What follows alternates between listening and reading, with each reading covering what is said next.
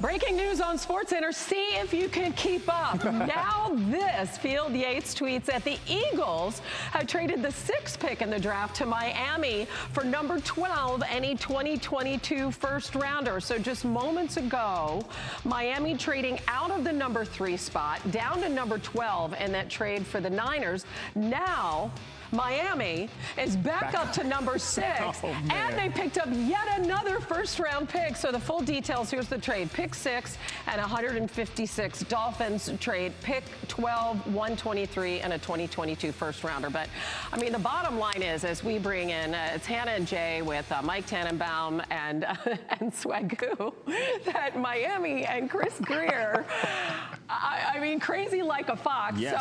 So they trade away the number 3 pick. Although they go down to number 12, they trade away number 12. Now they're back up to number 6. And after all of this today, they also have now added 2 first-round picks in 2022 and 1 first-round pick in 2023. Mike Tannenbaum, translate how great a day this is for the Fins.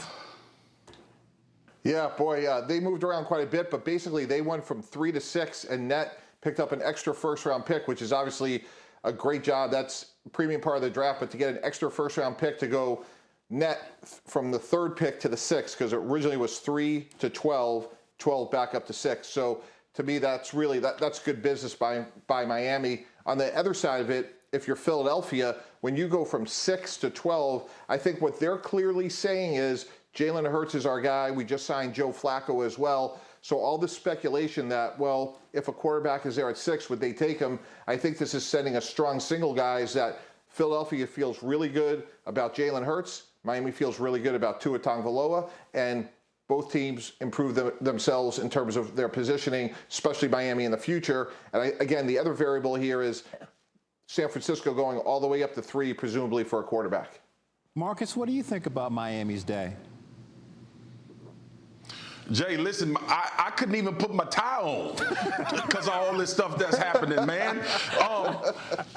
I'm just so excited about it. Listen, this is to Mike T's point, like the confidence in these young quarterbacks in Miami and Philly. So Jalen Hurts and Tua should feel confident. Now things can change. We still outside of the draft, but that shows confidence. It shows that at 6, Miami can get the wide receiver. I'm thinking that is the thought process to continue to build around Tua and put pieces in place. And at 12, you look at Philly. They still have an opportunity to get playmakers at that spot and plus build for the future. If you think about these guys, if they've identified that they have young quarterbacks, now it's about building rosters out. We saw San Francisco make the big splash. Those big splashes are made for quarterbacks, all right? I know Shefty is reporting that Jimmy is the guy, he'll be there, but I don't plan on Jimmy being there. Y'all know that. I think things change as we go throughout this process.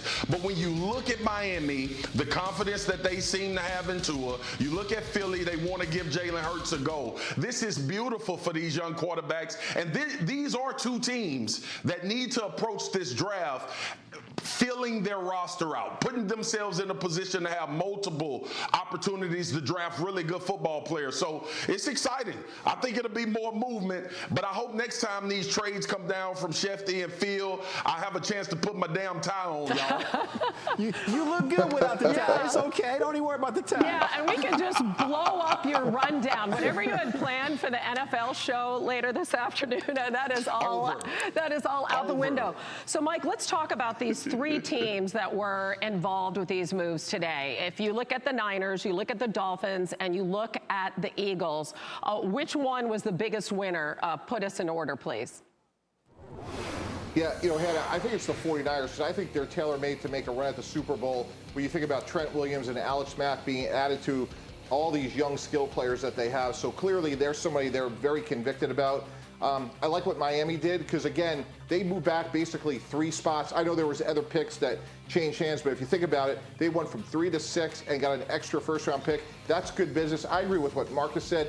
They're going to try to get a frontline receiver, presumably, and you're going to get a good one at 3 in this draft. You're also going to get a really good one at 6. With Philadelphia, they are clearly signaling their guy is Jalen Hurts, and they're going to need an offensive playmaker. I don't think Kyle Pitts, the talented tight end from Florida, will be there, but there should be a really good receiver still there at 12. And if I'm Philadelphia, I say, you know what? I moved back 6 spots, but I got an extra first-round pick next year, and they have a lot of holes to fill. So I think all 3 teams got better, but clearly I think 49ers really have a chance to distance themselves in the NFC West if they get the quarterback position right. Marcus, same question to you. Who's your biggest winner today so far? Jay, absolutely it's San Francisco. Listen, we all have to remind ourselves we are only 2 years removed from the 49ers being in the Super Bowl, right? Like this is already a really good football team, but they saw the arms race that was happening in their division. Russell Wilson, Matt Stafford came over from Detroit, and Kyler Murray seems to be trending in the right direction for Arizona. And the Cardinals made moves. So San Fran was like, look, do we have a guy at the most important position, not only to get out of our division, but we have a team that we think is Super Bowl ready. Like, we've thought about that for a while. Y'all, think about all of the conversations that we've had about if Jimmy Garoppolo can be the guy. Do you trust Jimmy Garoppolo? San Fran has said, listen, we are trying to win now. They're in a window of still young, really good defense that was ravaged by injury. Obviously, you have one of the top tight ends in the league. You have one of the best play callers. You have playmakers in Deebo Samuel. So, look, this is beautiful for the San Francisco 49ers if the guy that they've identified to be their quarterback pans out to be what they expect him to be, coupled with all of the things that they already have. San Fran, I believe, won today. Thanks for watching ESPN on YouTube. For live streaming sports and premium content, subscribe to ESPN+.